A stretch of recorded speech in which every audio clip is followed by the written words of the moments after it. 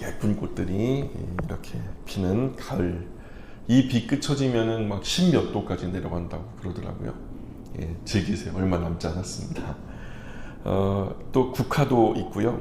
9월 꽃을 치니까 이 꽃 혹시 이름 아세요? 얘가 꽃무릇이래요. 꽃무릇. 이게 꽃과 이파리가 영원히 만나지 않는 꽃이라고 그러는데 되게 예뻐요. 예. 아마 집 주변에서도 댁 주변에서도 이런 꽃을 만나시면 한번 인사 전해주세요. 오늘 요한복음 이야기 6번째 시간 요한복음 3장입니다. 1절부터 2절까지 말씀 함께 합독하겠습니다. 시작. 그런데 바리새인 중에 니고데모라 하는 사람이 있으니 유대인의 지도자라. 그가 밤에 예수께 와서 이르되 랍비여 우리가 당신은 하나님께로부터 오신 선생인 줄 아나이다. 하나님이 함께 하시지 아니하시면 당신이 행하시는 이 표적을 아무도 할 수 없음이니이다. 아멘. 그래서 1절에 보니까 그런데 바리새인 중, 자 니고데모는 바리새인이었어요. 그리고 니고데모, 지난 시간에 제가 주일 안예배 때 이름의 뜻을 말씀드렸죠. 니키라는 승리를 뜻하는 단어하고 데모, 군중이라고 하는 단어가 합쳐져서 군중의 승리라는 이름의 니고데모라는 사람이 있는데 유대인의 지도자였다, 이렇게 설명하죠. 유대인의 지도자요 선생이었던 니고데모, 또 바리새인이었죠. 얼마나 율법을 철저하게 준수할 뿐만 아니라 율법을 밝히 알았겠습니까? 아마도 이 니고데모에게 영적인 목마름이 분명히 있었을 거예요. 예수님을 조용히 찾아왔어요. 밝은 대낮에 찾아오지 않고 왜 다 쉬고 자야 할 밤에 찾아왔을까요? 뭔가 사람들의 시선을 피하려는 의도가 느껴지죠. 또 한면으로는 사실 낮에는 바쁘고 분주하고 예수님께도 일정이 있고 자기에게도 일정이 있으니까 크게 실례만 되지 않는다면 허락을 받고 아마 예수님의 괜찮은 시간에 좀 분주한 낮 시간과는 다르게 상대적으로 예수님을 조용히 독대할 만한 밤 시간이 필요했을지도 모르겠다. 그죠? 그러나 그럼에도 불구하고 바리새인이요 유대의 지도자요 유대인들의 선생으로 불리는 니고데모가 그 나사렛 청년 예수님을 만난다는 것 자체는 오해의 소지가 있거든요. 그래서 니고데모에게도 예수님께도 득이 되기보다는 실이 더 많은 그 만남일 거란 말이에요. 그래서 2절에 보니까 그가 밤에 예수께 와서 이르되 랍비여 우리가 당신은 하나님께로부터 오신 선생인 줄 아나이다.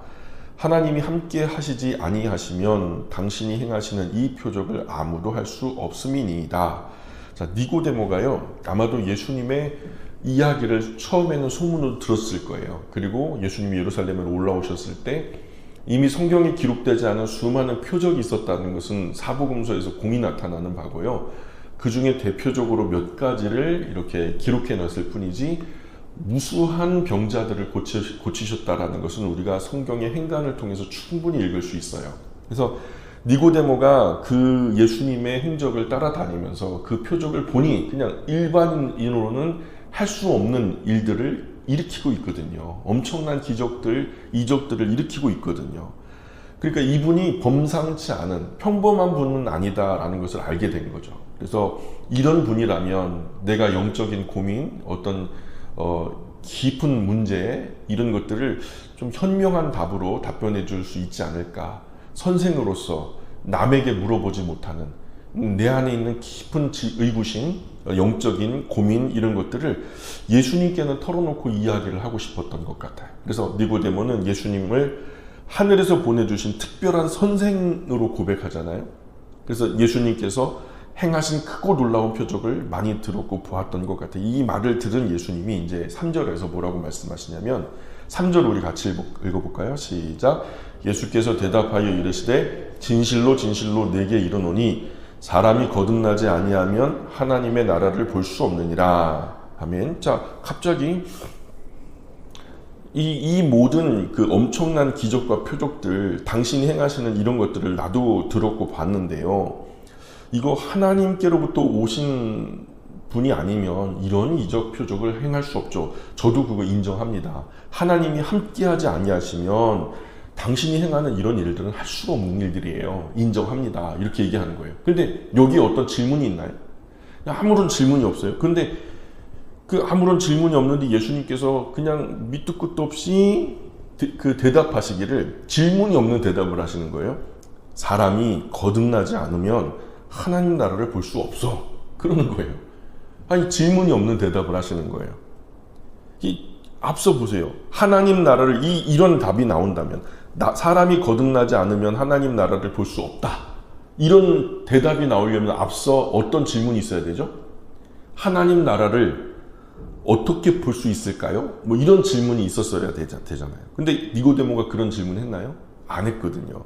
니고데모가 질문한 적도 없는데 예수님은 갑자기 맥락에서 벗어난 답변을 하시죠. 당황한 니고데모는 4절의 반응을 보여요. 4절 같이 읽어볼게요. 시작. 니고데모가 이르되 사람이 늙으면 어떻게 날 수 있사옵나이까? 두 번째 모태에 들어갔다 날 수 있사옵나이까? 뭔가 지금 니고데모가 굉장히 당황하는 것 같아요. 예수님 그게 무슨 소리예요?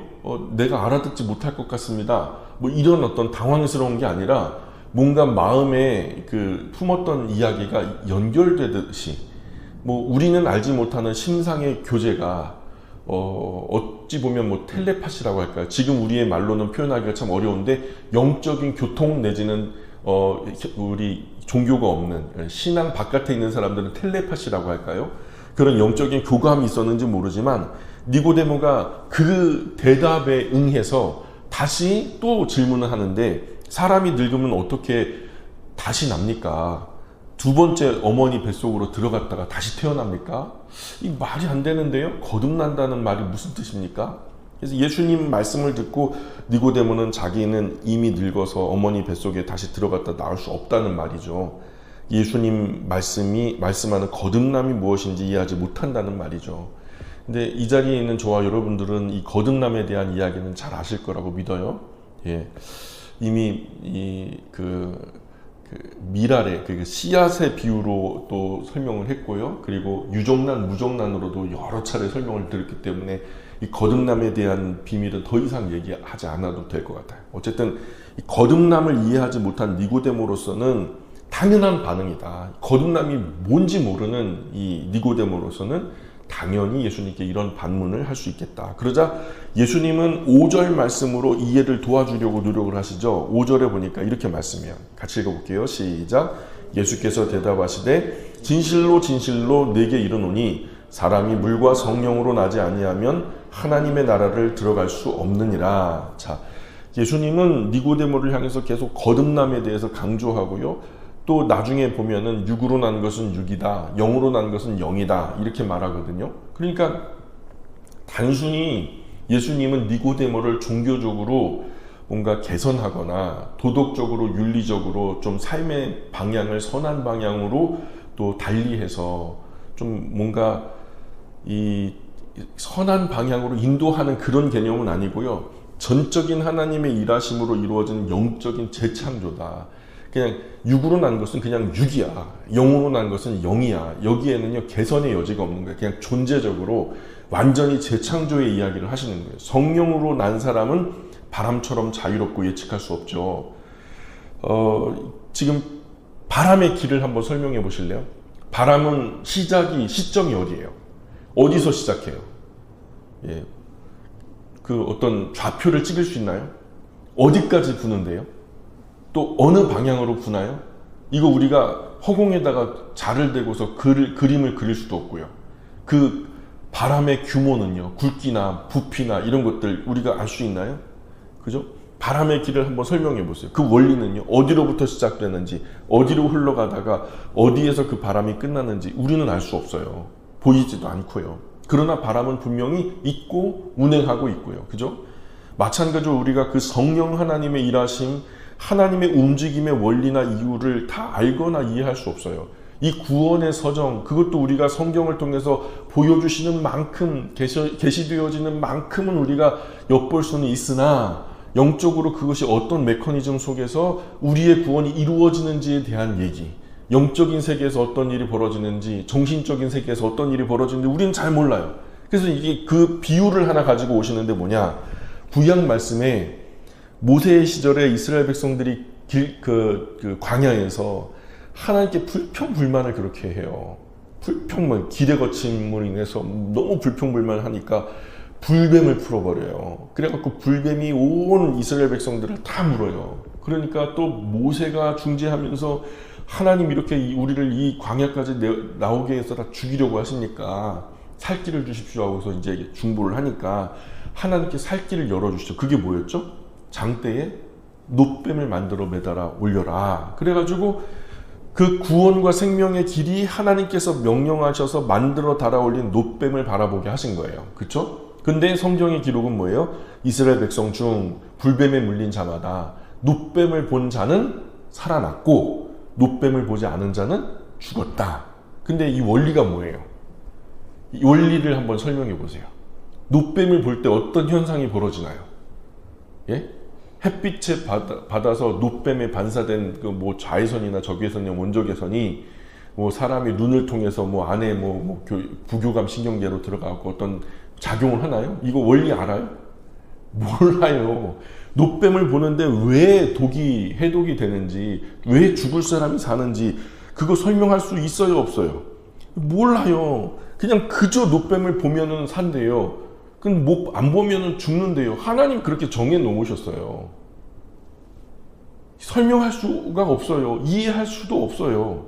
그냥 그렇다고 하니까 그런 줄 알고 순종함으로 바라봤던 사람들은 살아났고 바라보지 않았던 사람들은 죽었단 말이죠. 이와 같이 하는 거예요. 이와 같이 구주 예수님도 십자가에 들려야 된다. 뭐처럼 들려야 된다? 놋뱀처럼 들려야 된다. 그리고 그 예수님을 믿고 의지하는 사람은 구약시절 그 사람들처럼 죽지 않고 살게 될 것이다. 이렇게 말씀하는 거죠. 우리가 잘 아는 것처럼 그 원리가 그때는 그것을 봄으로 순종했지만 근데 신약의 예수님은 십자가 위에 달린 그 예수님을 믿음으로 말미암아 영생을 얻게 하려 하십니다. 이 그 유명한 말씀이 니고데모의 대화 속에서 요한복음 3장 16절 구원의 가장 핵심을 설명하는 그 요절이 여기서 시작된 거잖아요. 그런데 생각해 보세요.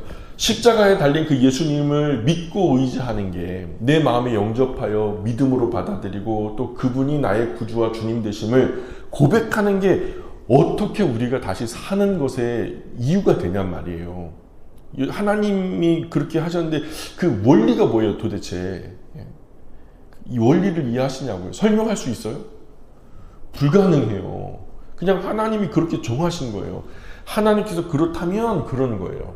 우리가 지금도 자동차를 타고 이제 예배당까지 왔지만 키를 그냥 꽂고 돌려서 그냥 밟고 온 거예요. 그 수만 개의 부속품들이 어떤 역할을 해가지고 여기 왔는지는 우리는 잘 몰라요. 그거는 뭐 그 자동차 만든 분들이 알아서 하시겠지. 근데 우리는 그 서비스를 받을 뿐이에요. 그런 것처럼 하나님께서는 이 구원과 생명의 길을 성경을 통해서 열어놓으신 거예요.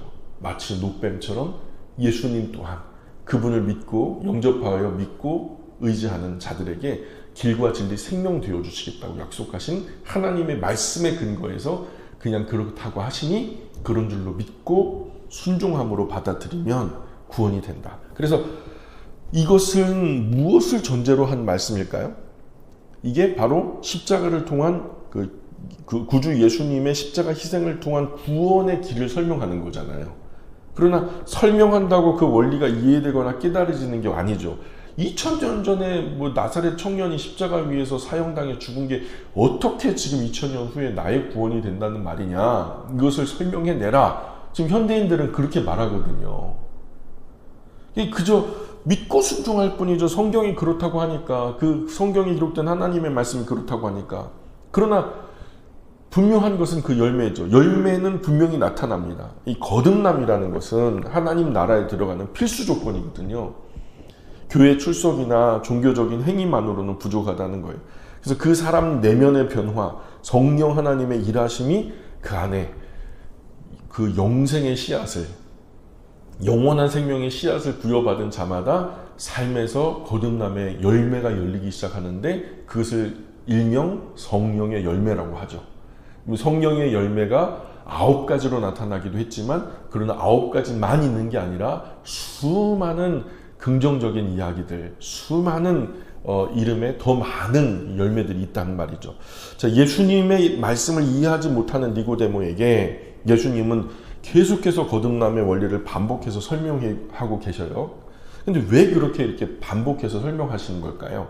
니고데모는 지금 예수님께 거듭남을 거듭 말씀하실 때에 어떤 마음으로 예수님의 말씀을 들었을까요? 10절에 보면 니고데모에게는 율법에 대한 상당한 지식이 있었다는 것, 예수님도 그것을 인정하고 계시다는 것을 알 수 있어요. 3장 10절 읽어볼까요? 3장 10절 시작. 너는 이스라엘의 선생으로서 이러한 것들을 알지 못하느냐? 이건 뭐냐면 반문이거든요. 알고 있지 않냐? 이 말이에요.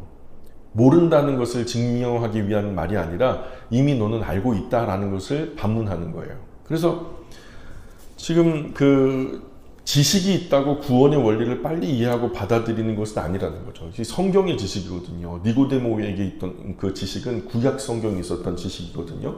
니고데모가 예수님의 말씀을 쉽게 이해하지 못했기 때문에 예수님은 그를 엄하게 책망하시면서 네가 그러고도 유대인의 선생이냐. 따지고 보면 이해하지 못하는 것은 니고데모의 문제는 아니에요. 니고데모는 자신의 문제를 풀기 위해서 다른 사람의 시선을 피하면서 예수님께 찾아와 여쭙고 있잖아요. 알고 싶어서. 모르니까 알려고 예수님께 찾아왔잖아요. 그런데 예수님은 그런 자신의 방문 목적에는 관심도 없어 일방적으로 거듭남의 이야기를 계속 하신단 말이죠. 왜 밤에 다른 사람의 시선을 피해가면서까지 어려운 걸음으로 예수님을 찾아온 니고데모를 이렇게 대하시는 걸까? 니고데모에게 거듭남을 강조하시는 이유는 뭘까? 니고데모의 방문 목적과 거듭남이 도대체 무슨 연관이라도 있는 걸까? 다짜고짜 거듭남으로 니고데모를 곤란하게 하시는 이유가 진짜 뭘까? 예수님께서 니고데모에게 거듭남을 강조하시는 것은 니고데모가 왜 예수님을 찾아왔는지를 예수님은 정확하게 알고 계셨기 때문이에요. 우리는 몰라요. 사람은 사람 마음에 뭐가 담겨져 있는지 몰라요. 내 얼굴을 바라보고 있지만 지금 저 사람이 내 입술과 나의 대화에 집중하고 있는지 아니면 마음에 다른 것을 생각하고 있는지 우리는 몰라요. 그런데 예수님은 아시죠? 아멘입니까? 예수님은 아세요. 니고데모가 왜 예수님 찾아왔는지 정확하게 알고 계셨기 때문에 니고데모는 유대인의 지도자로서 예수님 만나는 것이 여간 불편한 일은 아니었죠. 근데 자칫하면 예수님 만난 일로 많은 오해에 휩쓸릴 수도 있었고요. 하지만 니고데모는 그 모든 현실적인 문제를 극복하고 예수님을 그럼에도 불구하고 찾아왔다라는 이 과정까지도 예수님 알고 계세요. 그래서 진짜 자기 속마음을 예수님께 털어놓고 싶지만 좀 서두가 길었죠. 예수님 급해요. 이렇게 순결한 마음으로 예수님 앞에 나와서 영적인 목마름을 해결해달라고 생명의 샘을 구하는 사람을 얼마나 이쁘게 바라보겠어요. 예수님은 이런 니고데모의 심정을 꿰뚫어 보신 거죠. 그래서 예수님께서 먼저 그 영혼의 깊은 갈증의 근원을 드러내신 거예요. 마치 누구와 같이? 여러분 사마리아 우물가 수가성 여인 그 이야기 아시죠? 그 여인이 자신의 속내를 드러내기 전에 예수님께서 전곡을 찌르죠. 왜냐하면 예수님은 그 여인이 왜 목말라 하는지 왜 아파하는지를 아셨기 때문에 거두절미하고 안타까운 마음으로 그 전곡을 먼저 찌르는 거예요. 갈급함의 근원을 드러내시는 거예요. 그래서 그 영생의 샘물을 나에게 주십시오. 내가 곧 그다. 내가 메시아를 만났다. 그리고 들어가서 전했다. 그로 인해서부터 그 여인의 이야기를 듣고 와 예수님께 나와 예수님을 믿게 된 자들이 많았다. 성경이 말하는 바예요. 마찬가지로 니고데모를 통해서 저는 니고데모는 물론 구원과 생명의 복음을 받아들였다고 믿습니다. 또한 이 니고데모, 유대인의 선생으로서 니고데모의 역할은요, 이 수가성 여인 못지않게 엄청난 파장이 있었을 거라고 여겨져요. 성경에 기록되고 있지는 않지만은 너무나 많은 사람들에게 주님의 구원과 생명의 복음이 전파됐을 것이다. 그래서 예수님께서 먼저 니고데모의 그 깊은 영혼의 갈증의 근원을 드러내신 거죠. 어떻게 구원받을 수 있는가? 이게 사실은 그 마음의 핵심 질문이었던 거죠. 예수님 도대체 어떻게 구원받을 수 있나요? 그리고 그 갈증을 해소해 주기 위해서 거듭남의 진리를 설명해 준 거죠. 거듭나면 구원받는다. 그래서 니고데모가 밤에 온 것은 두 가지 이유예요. 사람들 눈 의식해서 또 예수님과 조용히 독대하기 위해서 꼭 예수님을 직접 만나서 해결받아야 할 것이 있었죠. 이것을 아신 예수님은 니고데모를 만나 주신 거고요. 니고데모가 예수님과 독대를 원한 것은 그가 가진 영적인 문제, 풀리지 않은 구원의 문제를 예수님으로부터 직접 해결받고 싶어서였던 거죠. 이것은 니고데모가 가진 갈급함의 정도가 아주 강했다라는 것을 보여주고 있는 거예요. 그래서 예수님께서 니고데모에게 거듭남을 강조하신 이유는 구주 예수님 믿지 않으면 그 어떤 영적 문제도 해결될 수 없다라는 것을 직접적으로 말씀하신 거예요. 결국 니고데모의 문제는 구주 예수님에 대한 믿음이 없다는 것을 지적하신 거죠. 그는 유대인의 선생으로서 율법의 그림자만 알고 있었죠. 그 율법의 완성인 예수님 자신을 모르고 있었던 거죠.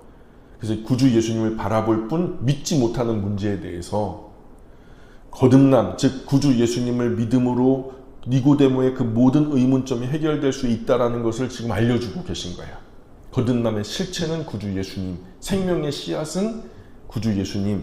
그 원리를 이해할 수 없고 알 수는 없지만 그렇게 구원에 이를 수 있도록 만들어 놓은 하나님의 구원과 생명의 길 대신 구주 예수님을 믿기만 하면 구원과 생명을 얻게 된다라는 그 원리를 지금 설명해 주고 계시는 거예요. 그래서 예수님은 니고데모가 알아듣기 쉽게 이렇게 구원받는 거야.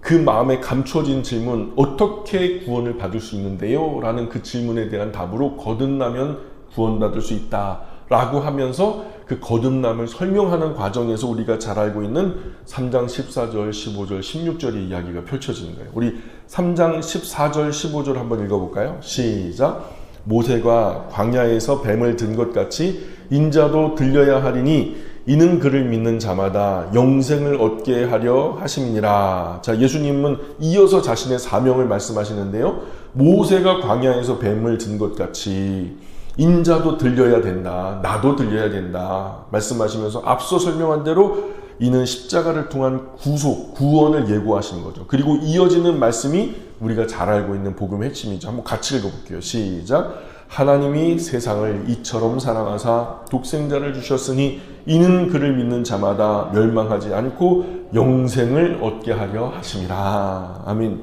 이 말씀은 하나님의 사랑의 깊이와 넓이를 보여주고 있어요. 하나님은 세상을 심판하기 위해서 아들을 보내신 게 아니에요. 세상을 혼쭐 내주기 위해서 아들을 보내신 게 아니란 말이에요. 세상을 구원하기 위해서 아들을 보내셨다고요. 죄된 사람들을 구원하시기 위해서, 생명 주기 위해서, 영원한 생명을 선물로 주기 위해서, 하나님 나라를, 천국을 선물로 주기 위해서 그 아들을 보내신 거란 말이죠. 믿는 사람은 멸망하지 않고 영생을 얻게 됩니다. 이것이 복음의 핵심이에요. 구주 예수님은 믿지 않으면 그가 누구라도 그 어떤 문제라도 해결되지 않는다는 거죠. 그러니 믿는 자가 되라는 거예요. 니고데모에게 믿는 자가 되라. 이것이 예수님 말씀 이면에 담겨진 숨은 메시지죠. 어떻게 구원을 얻을 수 있겠습니까? 여러분 한번 대답해 보세요. 어떻게 구원을 받을 수 있겠습니까? 그런데 예수님의 이런 거두절미한 핵심 포인트가 뭐예요? 믿어라. 구원받는다.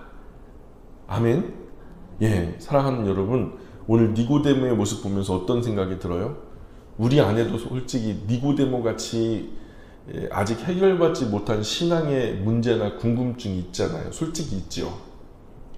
내가 그래도 몇십 년 신앙생활을 했으니 이런 궁금증에 대해서는 사실은 사람들 앞에서 나타내면 이거는 좀 체면이 아닌데, 여러분 그 갈증 솔직히 해결하셨어요? 그 의구심 해결하셨어요? 예수님 독대해 보셨나요? 해결하고 가야죠. 이거 영원한 생명에 관한 이야기인데 우리 중 대부분의 사람은 자신에게 일어나는 이 영적인 의문점을 해결받지 못한 채로, 이게 적은 문제가 아니에요. 어떻게 하여야 구원을 얻겠습니까? 라고 하는 핵심 질문에 대한 그 영생의 어떤 거처에 대한 질문인데, 이게 해결받지 못한 채 차일피일 시간만 보내고 있어요. 왜 그러냐면 신앙생활이 몇 년째인데, 내 직분이 중직인데 적어도 이런 초보적인 질문에 멈춰 있다는 것을 사람들이 알면은 내 체면이 참 말이 아닌데, 때문에 어려운 문제가 생겨도 쉽게 나서지 못하고, 쉽게 말해서 다른 사람을 지나치게 의식하기 때문에 어이구, 사람들이 내가 이런 초보적인 질문을 하면, 몇 년 믿었는데 아직 그런 것도 모르세요. 예? 당신 직분이 지금 뭔데 그런 것 가지고 지금 고민합니까? 이런 그 이야기 들을까봐, 무시당할까봐, 형편없는 신앙의 수준이 드러날까봐 전전긍긍 해결되지 않는 이 영적인 문제, 구원의 문제 끌어안고 세월만 보내고 있는 거죠. 또 어떤 분은 그냥 아는 척, 믿는 척 그냥 그저 그렇게 지내는 것이 편하기 때문에 그냥 모르고 그냥 가만히 입 닫고 있으면 다 아는 걸로 간주해 주니까, 이런 외식, 형식적인 것들이 이미 틀에 박혀서 굳어졌기 때문에 문제의식을 모르는 거예요. 그러나 우리가 분명히 알아야 할 것은 니고데모처럼 예수님 앞에서 분명한 대답을 들어야 될 때가 있어요. 예, 이런 모습들 때문에 내가 병들어가요. 이런 모습들 때문에 조금 더 심각하게 말하자면 우리가 소리 없이 죽어가요. 지금 이 작은 궁금한 문제 해결되지 않으면 이 작은 문제는요, 다른 더 큰 궁금한 문제를 물고 옵니다. 이 구원과 생명의 직격탄이 될 수 있어요. 과거 한 성도가 임종 직전에 죽음의 공포로 괴로워했었어요. 죽음에 직면하니까 같이 독대해서 얘기를 하는 도중에 천국도 지옥도 믿어지지 않는데요. 전도사님, 제가요 죽음에 직면해 보니까 선고받고 나니까요 기도원에 와가지고 마지막 그냥 천국의 소망 가운데 기도하다가 천국 가려고 이렇게 와가지고 독방에서 이렇게 있는데, 근데요 기도하는 내내 천국도 지옥도 믿어지지 않는다는 거예요. 그저 죽어서 우주의 먼지가 되어버리면 어떡합니까 하면서 하염없이 우는 거예요. 교회 안에 평생 자기 성가대 지휘자의 자리가 자기 자리였거든요. 그 자리를 지키면서 오랜 신앙생활 해왔던 분인데 실제로 사실은 믿는 척하며 살아온 거죠. 아직까지 구원과 생명의 복음을 내 안에 두지 못했던 거예요. 성경에 대한 지식도 많았어요. 이분이요 빠짐없이 성경 공부했거든요.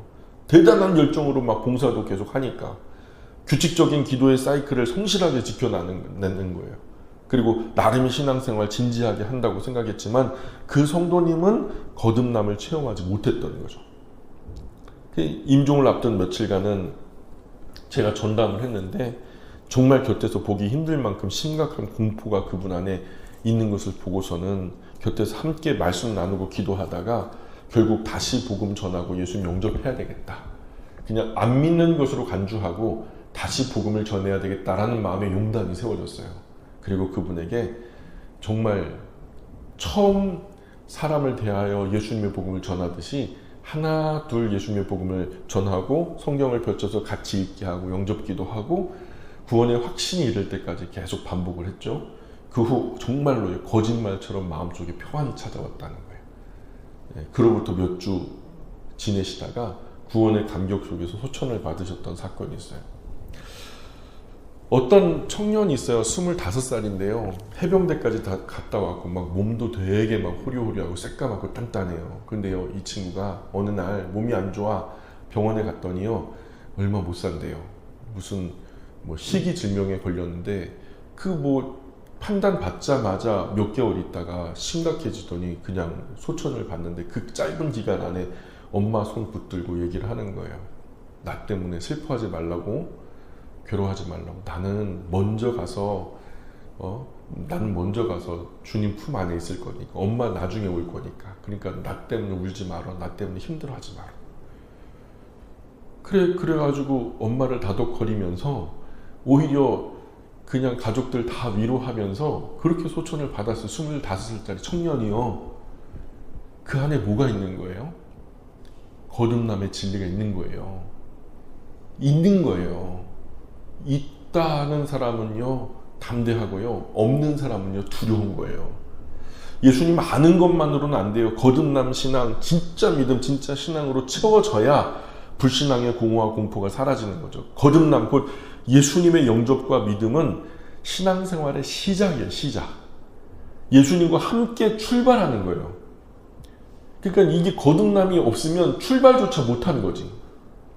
참된 믿음, 즉 거듭남이 없으면 모든 영적 활동은 결국 반드시 근본적인 문제에 결국은 부딪혀요.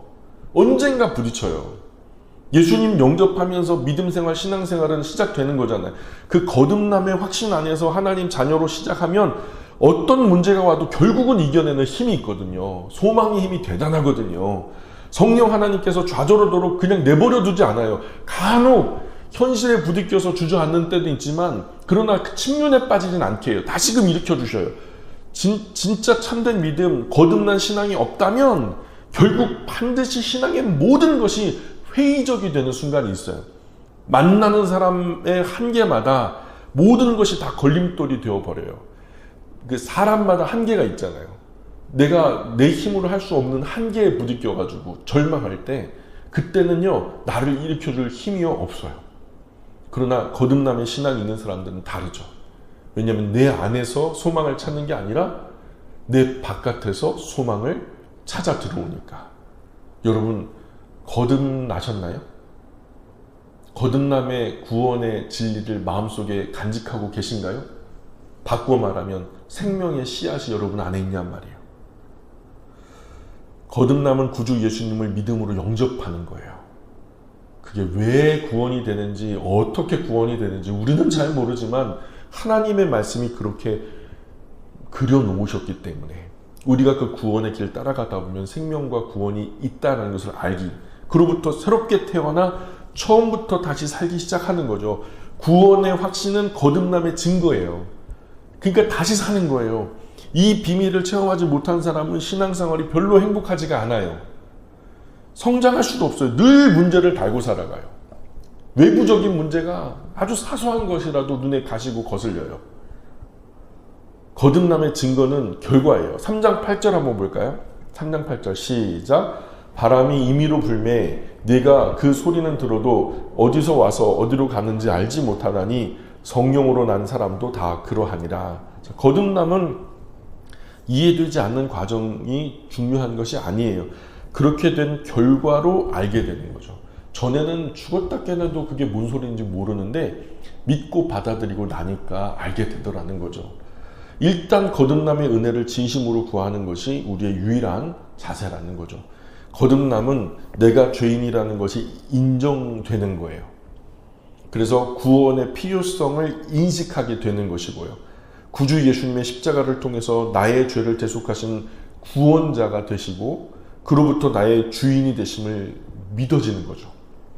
이 모든 일을 구주 예수님을 중심으로 움직이는 현실적인 나의 삶의 모습이 그 증거가 되어서 이 삶의 모든 것이 다시 리셋되는 거예요. 리폼되는 거예요. 그래서 만약 나에게 이 증거가 없다면 인생의 최우선순위 문제를 다시 작성해야 된다. 오늘 지금 다시 스스로 점검하고 새 사람을 입어야 합니다. 예수님을 구주로 믿고 다시 하나님의 자녀로 세워져야 돼요. 진짜 하나님의 자녀로서 내 안에 확신이 설 때까지 다시 거듭 하나님의 도우심을 구하면서 하나님 니고데모에게 그 확신을 주셨던 것처럼 오늘 저에게도 거듭남의 확신을 주십시오. 그 선물을 나에게도 달라고. 그런 확신이 없음에도 그런 척 하는 것은 정말 위험한 일이다. 훈련병 중에 어떤 친구가 있어요.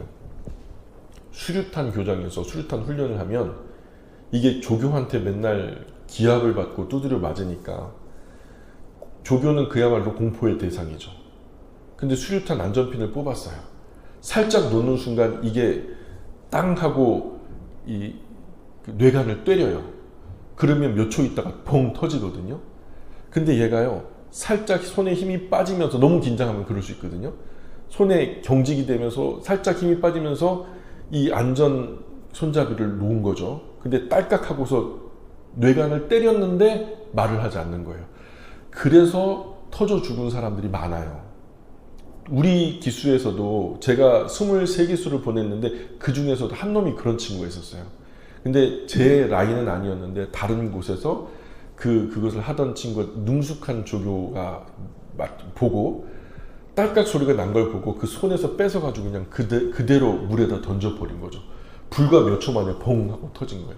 손에서 터졌으면 주변에 있는 사람 다 죽는 거죠. 여러분, 이 죽음 그래요. 그런 척 하는 것은 진짜 위험한 일이에요. 이거 뇌관을 때리지 않았다. 안 때린 척. 나중에요. 나의 육체와 영혼이 갈라지는 순간에 되돌이킬 수가 없는 거예요. 생명에 관한 거라고요. 오늘 지금이 다시 새 사람으로 설 수 있는 유일한 기회예요. 왜냐하면 지금보다 동기가 더 확실하고 분명한 순간은 다시 오지 않는다. 내일 되면 흐려져요. 집에 가면 더 흐려지고요. 이미 거듭난 사람은 다시 한번 구원의 감격을 회복하셔야 하고, 거듭남에 대한 확신이 부족한 분은 이 시간 예수님 믿고 다시 태어나셔야 된다는 거예요. 이건 존재적인 고민이라 누가 대신해 줄 수가 없어요. 구주 예수님을 영접하는 시간을 가지셔야 돼요. 예수님을 구주로 고백하고 거듭남의 증거를 가지고 확실한 신앙 안에서 살아가셔야 돼요.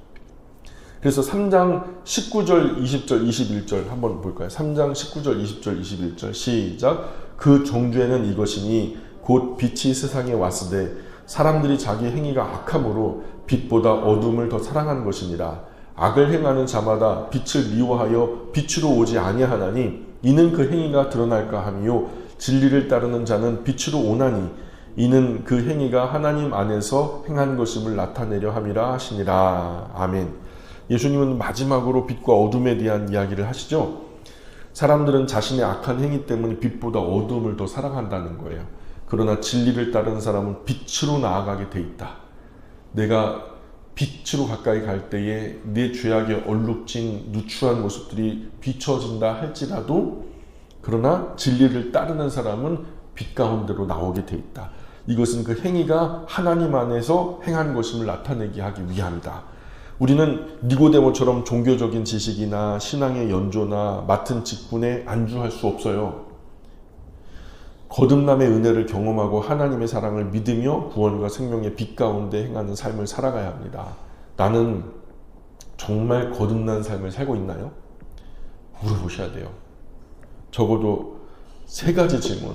나는 정말로 거듭난 삶을 살고 있는가? 하나님의 사랑을 믿고 그 사랑 안에서 자유를 누리며 살아가고 있는가? 거듭남의 그 자유를 누리고 있는가? 3번째, 내 삶은 빛 가운데 드러낼 수 있는 삶인가? 아니면 드러나면 문제가 되는 삶인가? 이 시간 성령 하나님께서 우리 각자에게 마음을 새롭게 하시고 하나님 사랑 안에서 다시 태어나는 은혜 주시기를 간절히 축복합니다. 오늘 여기까지 할까요? 기도하겠습니다. 귀하신 하나님, 오늘 이 저녁에